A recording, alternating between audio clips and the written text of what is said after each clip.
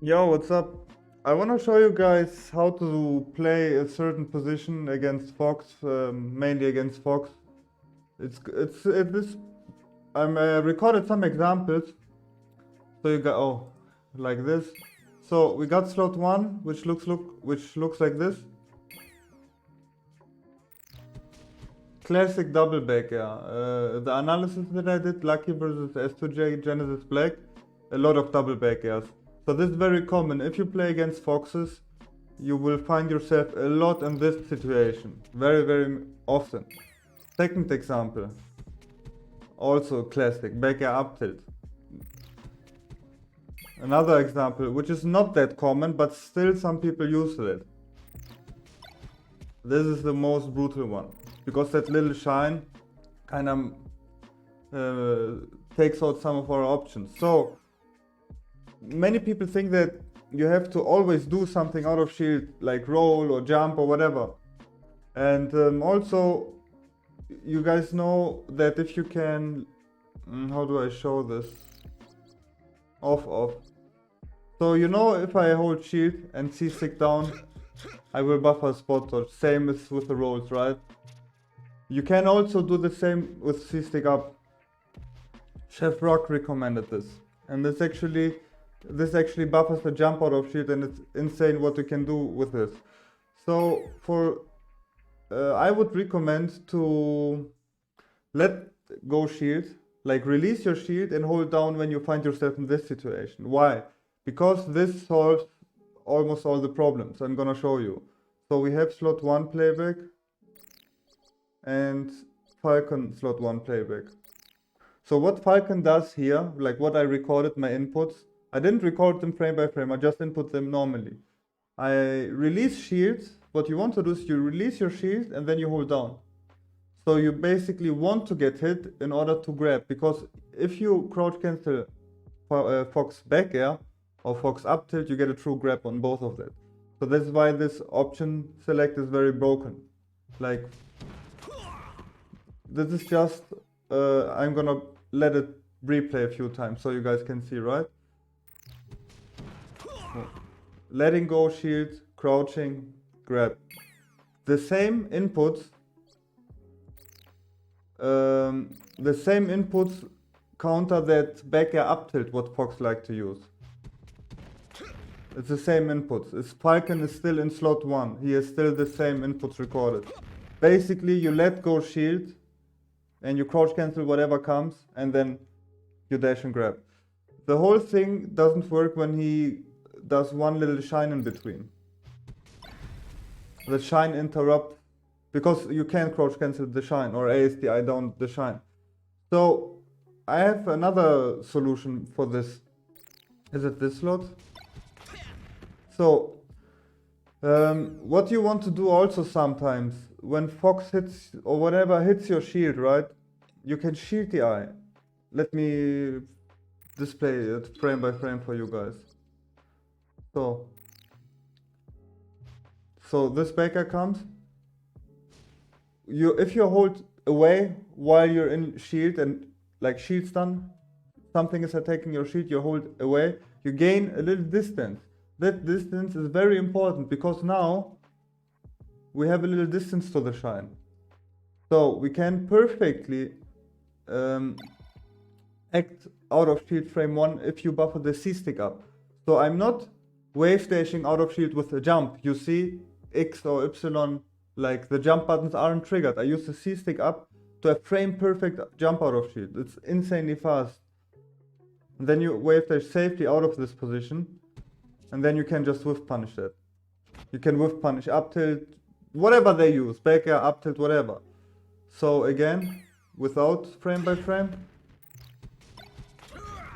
this is frame perfect wave dash out of shield, because I used the C-stick to buffer a jump. What happens if you buffer a jump and the shine hits you? Let's say you don't get the shield DI, right? That's also good. Recording. So we have off. So same situation, but I will not shield the eye. I will let the shine hit me on purpose, but I will still try to hold. Let's say I would try to wave dash out of shield with the C-stick method. Because we jump, this happens. So if I don't jump, it looks like this. Shine normally hits, but if Shine hits you and you're right about to jump, this happens. You go up a little, see? So you can directly act. So you can try to get a wave dash out of shield and then counterplay, and if you don't get the perfect wave dash out of shield because let's say the enemy fox has perfectly spacing, execution and all that, then you're still fine because you jumped and the Shine hit you in your jump squat or in your jumping animation and startup, and then you can directly act, so it's fine. This is why C-stick up is so broken in this specific example. It's insane. Another thing I want to show you is slot 2 was the example with the up tilt, right? That one. So usually you can't, let's say you want to stomp out of shield and punish that, right? You can stomp out of shield, punish it, but it's difficult. Usually you have to jump straight up, stomp, and then drift very late into the up tilt. So what I found out, what's very interesting is slot 2, this one. So if we buffer the C-stick, again the C-stick method. So if I buffer C-stick full hop, it avoids the up tilt. If I do it with short hop, you see that you can short hop here. If you do frame perfect, short hop, stomp, Falcon pulls his legs in for the stomp and sort of changes his body size and all that. I talked about it in the last videos. And this actually beats it, which is very crazy. I will try to demonstrate, but I think I have a recording. This is if you do it frame perfect. Ah, there. I got it on attempt 3 or 4. I have a recording here for this.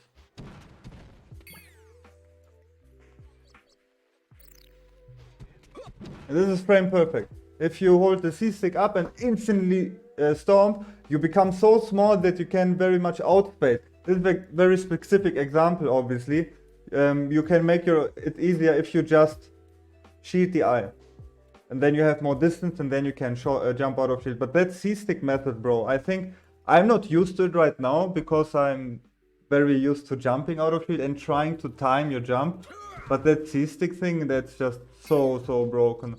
So to review it again for you guys, slot 1, drop your guard, don't try to, because you can get stuck out of shield if you try to input something out of shield, right?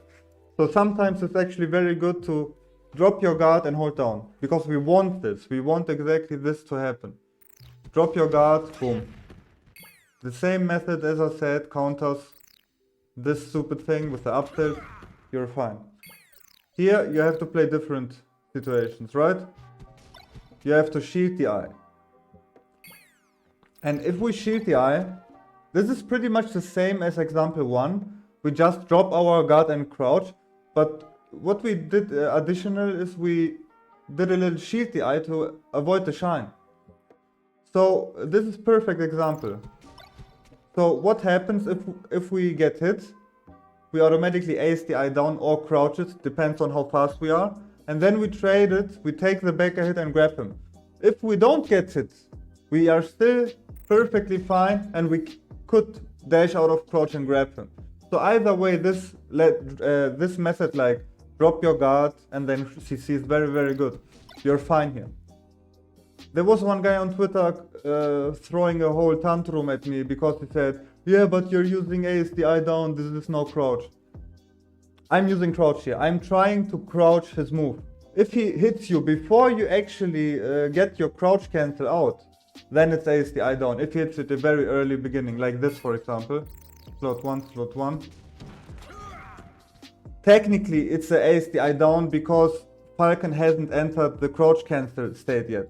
So he was right, sort of. But the whole intention is we're holding down, we want to crouch. This is the whole intention, right? You want to crouch it. Ace the eye down is usually more something like holding the C-stick down and dash dancing. I'm automatically smash the eye down. to get hit and then trade it for. This is what I would say is ASDI. It's automatically doing the thing for me. Crouching or planning to crouch on reaction, like none method. When he gets it, he realizes that he gets it and he holds down directly. He crouches on reaction. Okay, sometimes he might get it before the crouch animation hasn't started. So it's ASDI. But his whole intention is CC. You know, the commentators always say he's the best crouch cancel user. No one says he's the best ASDI down user. So throwing a whole tantrum about that was kind of pissing me off. So call it however you want. Call it ASDI, call it CC. I say crouch because of this. We are planning to hold down and crouch.